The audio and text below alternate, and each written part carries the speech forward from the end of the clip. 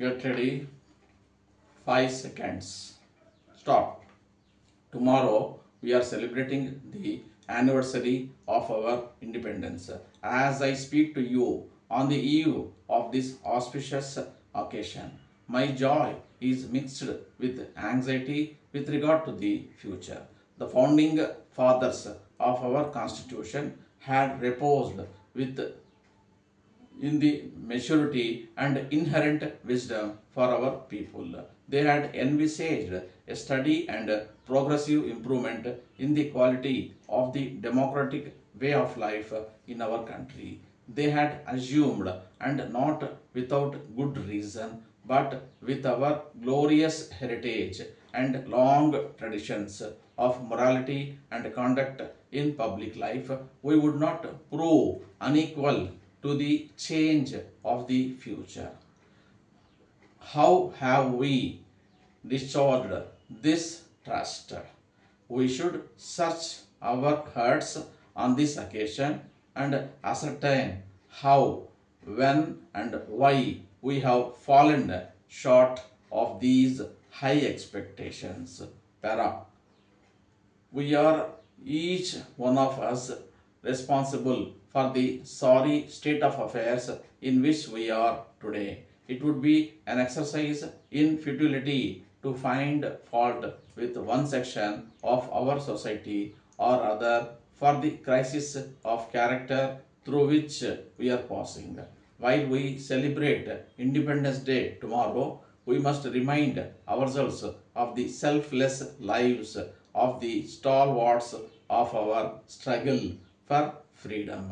We have been an example to the rest of the world as the world's largest democracy with a right to vote for all our citizens. Para, our national life represents the noble sentiments laid down in our constitution. It is with a deep concern that I speak to you tonight. Every day I see the stresses and strains to which these noble ideas are being subjected to in recent times. Why do we seek to willfully damage this great country of ours and the secular and democratic way of life so dear to our hearts, everywhere around us? Today we hear not advices of restraint and conciliation, but dissenting voices raised in a spirit of confrontation which threaten to destroy the very foundations of our society. This is no time for mutual accusation or equally barren destructive criticism. Indeed, this is the time and opportunity for national reconciliation. Irrespective of caste or creed, men and women of goodwill need to exert themselves to the utmost to shoulder the most heavy and onerous responsibilities which our present situation demands. Para, I do not wish to point an accusing finger at any political party or line of political thinking for the tensions under which we all live and work today. On the other hand, I wish to appeal to you to take stock of our present situation objectively and join hands in a forward looking and constructive exercise to restore harmony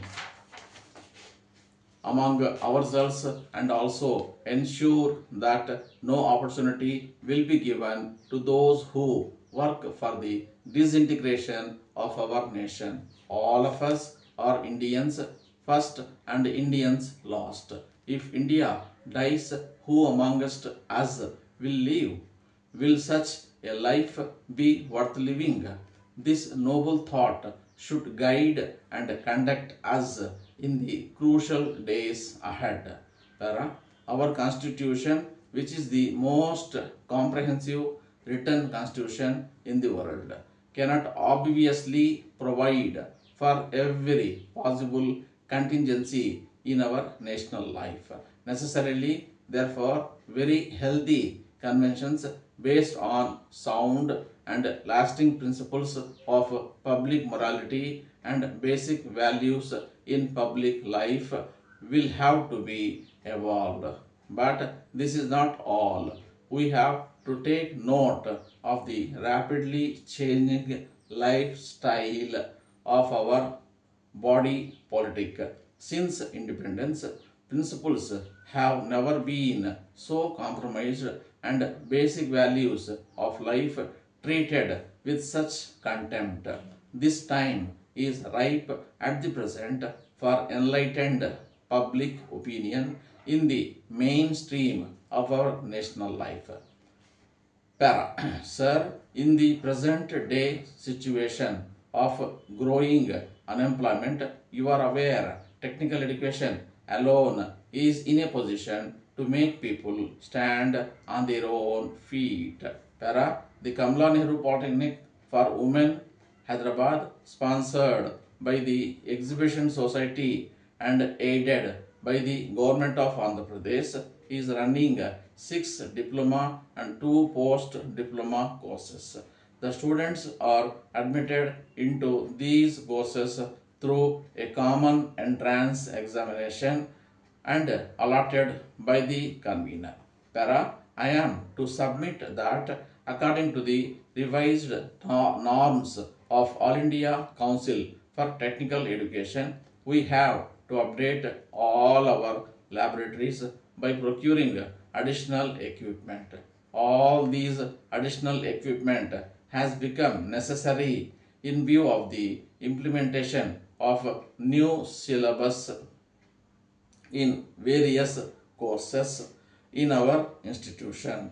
Further, the laboratories are to be strengthened so that the students can be exposed to the latest developments in trade and industry. This will enable the students to improve their job opportunities. Para. As per the latest norms of the All India Council, the procurement of the deficit equipment and updating laboratories is a must. We are afraid that we may not be able to fulfill the norms unless the additional equipment is procured and laboratories are strengthened. Proposals are now submitted for the procurement of deficit equipment and strengthening the laboratories in addition to repairing and maintenance. Para. We once again request you to accord the necessary sanction. The details are given in the enclosed statement. Yours faithfully. Stop.